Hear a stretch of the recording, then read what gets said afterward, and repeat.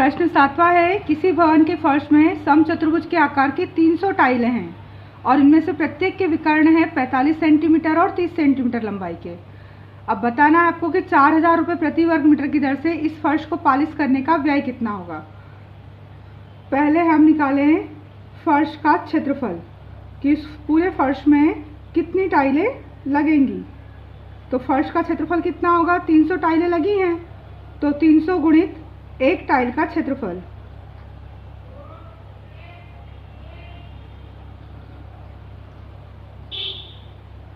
फर्श का क्षेत्रफल होगा 300 टाइलें हैं और एक टाइल का क्षेत्रफल क्या होगा, समचतुर्भुज के आकार की है टाइल तो समचतुर्भुज का क्षेत्रफल होता है 1/2 पहला विकर्ण गुणित दूसरा विकर्ण।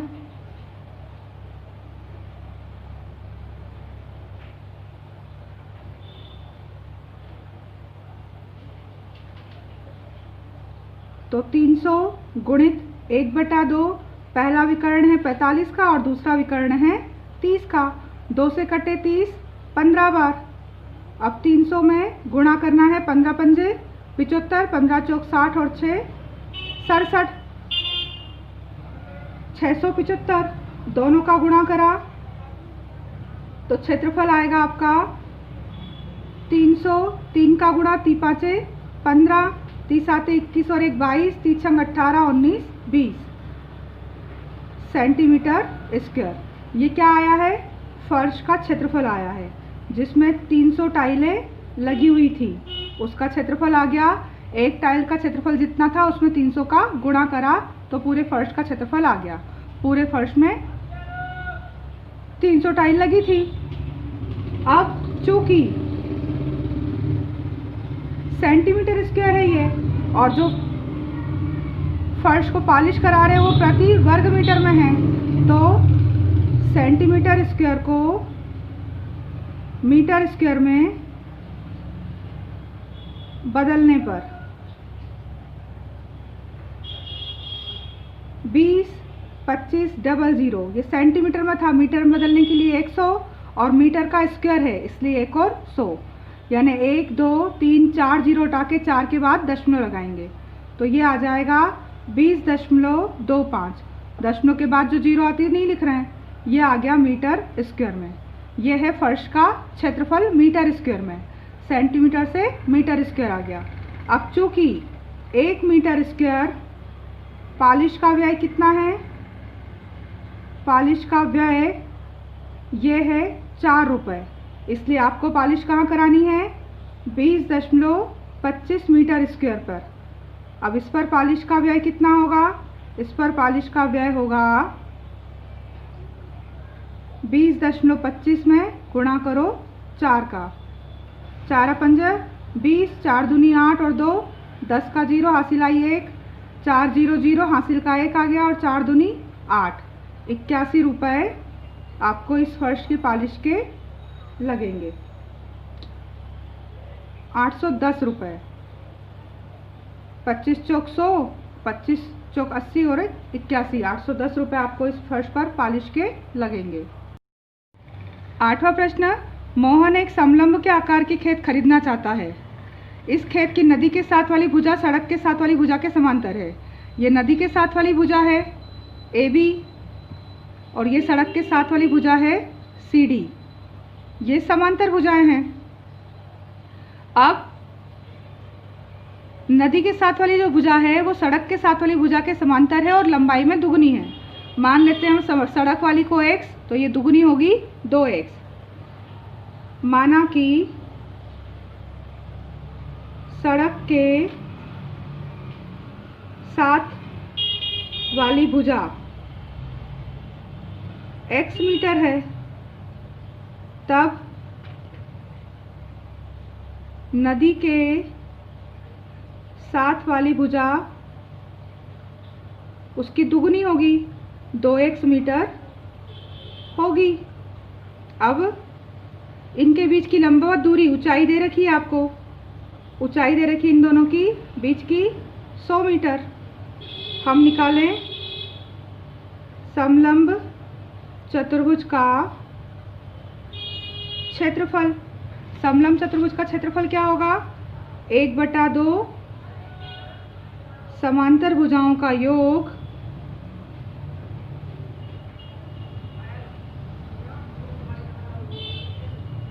गुणित ऊंचाई। तो 1/2 समांतर भुजाएं क्या हैं? एक x है और दूसरी दुगनी 2x है और ऊंचाई 100। 2 से 100 कटे कितनी बार? 50 बार। 1x और 2x 3x गुणित 50। और ये जो क्षेत्रफल है दे रखा है कितना? 10,500। ये क्षेत्रफल है। अब 10,500 क्षेत्रफल जो था वो 1/2 समांतर भुजाओं का योग गुणित ऊंचाई उसके सूत्र के बराबर होगा। गुणित जो 50 है वो कहाँ आएंगे? बटे में।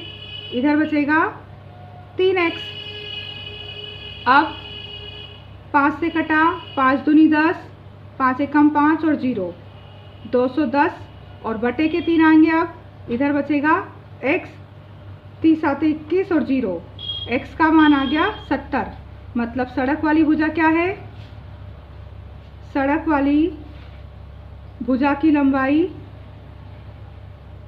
x मानी थी हमने, वो आ गई 70 मीटर। और नदी वाली भुजा की लंबाई थी उसकी दुगुनी, तो वो हो जाएगी 70 की दुगनी यानी 140 मीटर। प्रश्न 9 है, एक ऊपर उठे हुए चबूतरे का ऊपरी भाग अष्टभुज के आकार का है, जैसा कि आपको आकृति में दर्शाया गया है। अष्टभुजा के आकार का। अब आपको इस अष्टभुजा का ये ऊपर का हिस्सा हुआ है चबूतरे का, ये इसकी क्षेत्रफल निकालना है। तब अष्टभुज का क्षेत्रफल, अष्टभुज है A B C D E F G H का क्षेत्रफल, ये पूरा निकालना है आपको। तो इसको निकालने के लिए क्या होगा? पहले हम निकालेंगे क्षेत्रफल समलंब चतुर्भुज का। ये समलंब चतुर्भुज बनेगा एक समलंब चतुर्भुज ए बी सी एच का क्षेत्रफल, उसमें जोड़ेंगे समलंब चतुर्भुज का ही क्षेत्रफल डी ई एफ जी। बीच में आयत है, आयत C H G D, C D G H, इसका क्षेत्रफल। और फिर जोड़ेंगे समलंब डी ई एफ जी का क्षेत्रफल। दो समलंब बनेंगे, एक ये और एक ये, और बीच में क्या है? आयत। अब हम पहले निकालें समलंब चतुर्भुज, दोनों समान हैं, तो समलंब चतुर्भुज का क्षेत्रफल 1/2, समलंब चतुर्भुज का क्षेत्रफल क्या होगा? 1/2 समांतर भुजाओं का योग गुणित ऊंचाई। समांतर भुजाओं का योग गुणित ऊंचाई। 1/2 समांतर भुजाएं हैं 11 और 5 और ऊंचाई है उसकी 4। 2 से 4 कटे 2 बार, 11 और 5 16 का 2 में गुणा, 16 दूनी 32 मीटर स्क्वायर। ये एक का निकला। अब आयत का क्षेत्रफल निकालें। आयत का क्षेत्रफल होगा लंबाई गुणित चौड़ाई। आयत की लंबाई 11 और चौड़ाई 5, 11 5 55 मीटर स्क्वायर। दूसरा समलंब एक और है, उसका क्षेत्रफल क्या होगा? समलंब चतुर्भुज का क्षेत्रफल तीसरे का वो भी निकलेगा 32 ही, क्योंकि उसकी भुजाएं भी 11 और 5 और ऊंचाई 4 है, तो 32 मीटर स्क्वायर। अब हमें निकालना है अष्टभुज का क्षेत्रफल। तो अष्टभुज का क्षेत्रफल निकालने के लिए पहला समलंब 32, आयत का क्षेत्रफल 55 और दूसरे समलंब का 32, तीनों को जोड़ देंगे। 2 और 5 7 8 9, 3 और 5 8 9 10 11, 119 मीटर स्क्वायर। अष्टभुज का क्षेत्रफल कितना होगा? 119 मीटर स्क्वायर। प्रश्न 10वां है, एक पंचभुज आकार का बगीचा है जैसा कि आकृति में दर्शाया गया है। इसका क्षेत्रफल ज्ञात करने के लिए ज्योति और कविता ने दो विभिन्न तरीके अपनाए। ज्योति का तरीका ये है और कविता का तरीका ये है। आपको इन दोनों तरीकों से उपयोग करते हुए बगीचे का क्षेत्रफल ज्ञात करना है। तो ज्योति का तरीका क्या है? ज्योति का तरीका, उसने इस पंचभुज को क्या कर दिया? दो समलंब चतुर्भुजों में तोड़ दिया है। पंचभुजाकार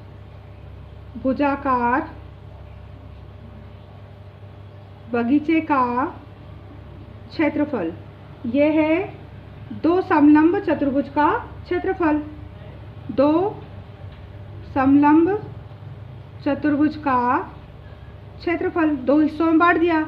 इधर भी 15, इधर भी 15, बीच में 30 और ये 15 है, तो 15 का ये क्या हो जाएगा? आधा। 15/2 और 15/2। दो है समलंब चतुर्भुज, इसलिए 2 का उसमें गुणा कर देंगे। तो 2 और समलंब चतुर्भुज का क्षेत्रफल होता है 1/2 समांतर भुजाओं का योग गुणित ऊंचाई। और ये 2 क्यों लिखा है हमने? क्योंकि ये 2 हिस्से हो गए, एक हिस्सा और दूसरा हिस्सा, तो 2 का गुणा कर देंगे उसमें। तो 1/2 समांतर भुजाएं कौन सी हैं? 15 और 30, 15 + 30। और ऊंचाई कितनी होगी? ये समलंब की ऊंचाई होगी, एक समलंब की 15/2। पूरी 15 थी ये, तो उसकी आधी क्या होगी? 15/2 होगी। दूसरी आधी इधर होगी 15/2। तो 1/2, 30 और 15 कितने हो गए? 45 गुणित 15/2। अब 2 से ये गुणित के 2 कट गए। 15 और 45 का गुणा करें, 15 पंजे 75, बचे 7, 15 चौक 60 और 67/2। 2 से काटे, 2 तिया 6, 2 तिया 6, 2 सती 14 और 0.5 कितना आया? 337.5 मीटर स्क्वायर। ये किसका आया? ज्योति के तरीके से। अब हमें लिखना है कविता का तरीका। कविता ने क्या किया? इसको एक वर्ग में बांट दिया। ये पूरा 30 था, तो 30 का आधा इधर कर लिया 15 और इधर कर लिया 15। अब एक वर्ग बन गया है एक, जिसकी सब भुजाएं 15 15 15 हैं, और एक त्रिभुज बन गया जिसमें ये तो भुजा 15 है और ऊंचाई 15 है। तो कविता का तरीका क्या है? पंचभुजाकार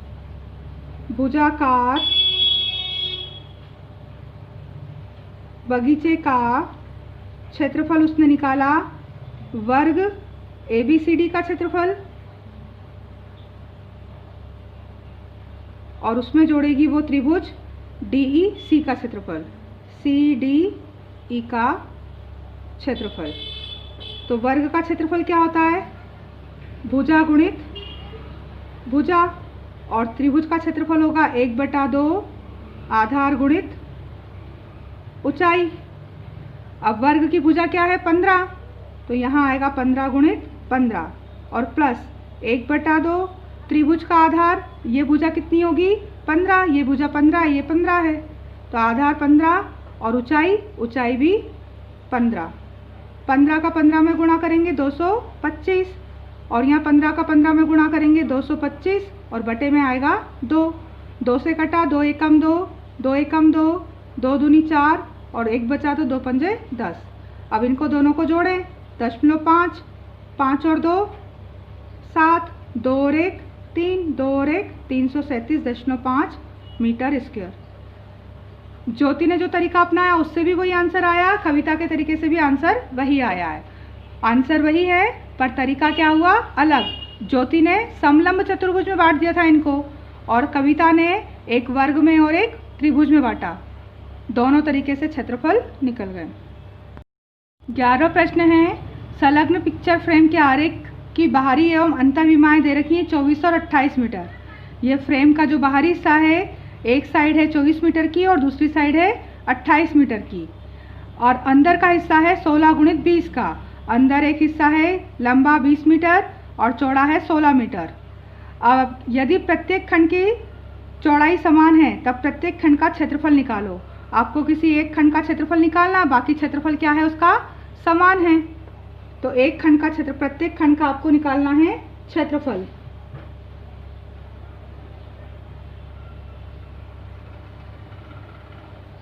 आकृति में खंड BQRC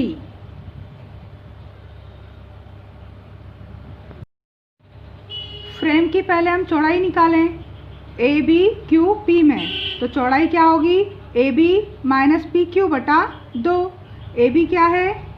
AB है 24, PQ 16 बटे में 2। 24 में से 16 गए, बचेंगे 8 बटा 2 यानी 4 सेंटीमीटर चौड़ाई आएगी। अब चूंकि ABPQ तथा CDSR ये दोनों समान होंगे एक दूसरे के आमने सामने, तथा चतुर्भुज CDSR समान खंड के हैं, तब समलंब चतुर्भुज ABPQ का जो क्षेत्रफल होगा वो बराबर होगा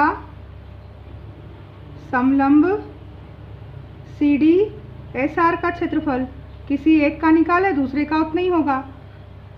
अब हम निकाल रहे हैं ABPQ का क्षेत्रफल। 1/2 समांतर भुजाओं का योग गुणित ऊंचाई। 1/2 समांतर भुजाएं कौन सी हैं? 24 और 16। 24 प्लस 16 और ऊंचाई 4, चौड़ाई या ऊंचाई फ्रेम की। 2 से 4 कटे 2 बार, 24 और 16, 6 4 10 का 0, हासिल आया 1, 2 और 1 3 और 1 40 और गुणित करना है 2। 40 दूनी 80 सेंटीमीटर स्क्वायर। ABPQ का क्षेत्रफल आया 80, तो चतुर्भुज CDSR का क्षेत्रफल भी उतना ही होगा, 80 सेंटीमीटर स्क्वायर। अब हमें निकालना है BQRC। तो पहले BQRC की चौड़ाई निकालें। अब आकृति में BQRC की चौड़ाई वो क्या होगी? BC में से, ये BC में से QR घटा दें बटा 2, तो BC है 28, QR है 20 बटा 2। 28 में से 20 गए, 8 बटा 2 यानी 4, चौड़ाई आएगी 4 सेंटीमीटर। अब हम निकालें समलंब BQRC का क्षेत्रफल। 1/2 समांतर भुजाओं का योग गुणित ऊंचाई। 1/2 समांतर भुजाएं कौन सी होंगी? 28 और 20 और ऊंचाई 4। 2 दूनी 4 कटे, 20 और 28 कितने हो गए? 48 गुणित 2, 48 दूनी 96 सेंटीमीटर स्क्वायर। अब BQRC है वो किसके बराबर है? सामने ADSP के बराबर होगा। तो समलंब ADSP इसका क्षेत्रफल भी कितना होगा? 96 सेंटीमीटर स्क्वायर। आमने सामने के दो हिस्से बराबर हैं, तो ये समलंब का जितना क्षेत्रफल आया उतना सामने का हुआ। इसका आया 80 और इसका भी 80, और BQRC और ADSR ये दोनों बराबर होंगे, तो 96 इसका आया तो इसका भी होगा 96 सेंटीमीटर स्क्वायर।